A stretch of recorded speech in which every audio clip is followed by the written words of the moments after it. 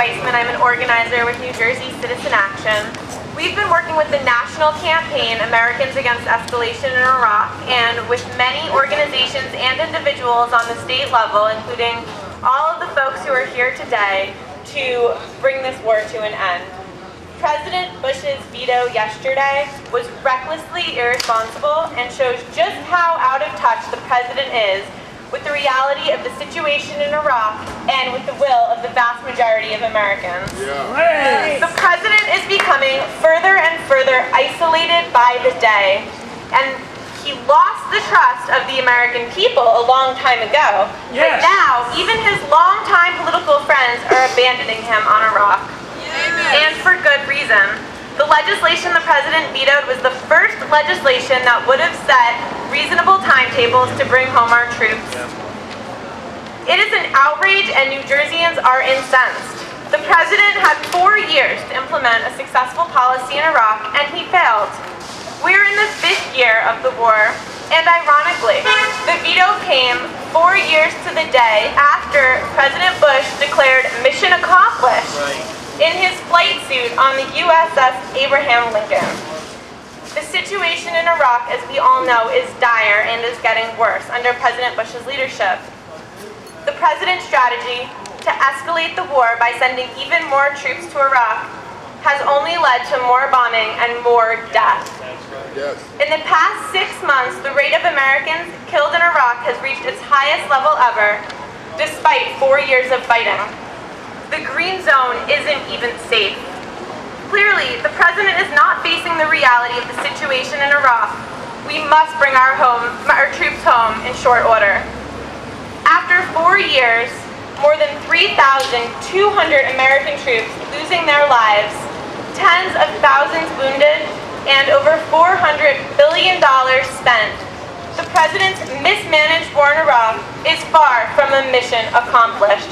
The American people have sacrificed enough. Instead of changing strategies, the president is stubbornly doubling down on his failed policy and sending even more men and women into Iraq. The only thing worse than mismanaging the war in Iraq for more than 4 years is to reject a responsible exit strategy supported by Congress, military experts, and the majority of the American people that would safely redeploy our troops out of Iraq and bring an end to the war. And now the president has done just that. The American people are fed up with the president's failed policy, and Congress has finally acted to bring this war to an end. The president was presented with a clear choice yesterday: to join Congress, countless generals, and other high-ranking military officers, veterans, military families, and our nation's governors in working to find a safe, responsible way to end the war. Or he could stubbornly choose to go it alone and continue his failed policy of unending war. Unfortunately, the president chose to go it alone, leaving our troops in harm's way and threatening our national security. With this veto, the president is showing himself to be reckless, stubborn, and arrogant as a commander-in-chief, clinging to failed policies because he doesn't want to face the reality of the mess in Iraq. Given the president's record, it really wasn't surprising that he chose to cling to his failed policy rather than change course, but that doesn't make it any less outrageous. It also doesn't make it any less devastating for the troops being sent into harm's way, their families, and all of us who hope for a responsible end to this war. Even in the face of this veto, New Jerseyans will not be silenced. Mr. President, it is time to bring the troops home safely and bring an end to the war in Iraq. And here in New Jersey, we will remain active and continue to rally and protest and hold press conferences and write letters to the editor and call on our members of Congress until this war has come to an end. Where are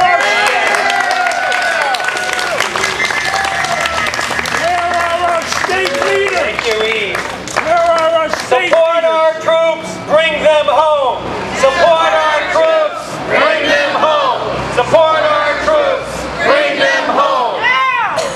We have a number of students with us today, which I'm very pleased by. I know at least 2 campuses are represented. I see some of our students from the College of New Jersey, but Next, I'm going to call on several students from the student group at Rutgers University, which is called Rutgers Against the War. Suzan, Sanal, and Elena Callahan, if you would come up here and share some words with us. Where are our state leaders? Where are our Foreign state leaders? occupation will never bring liberation. That's bullshit. Get off it. This war is for profit. War and occupation will never bring liberation. That's bullshit. Get off it. This war is for profit. War and occupation.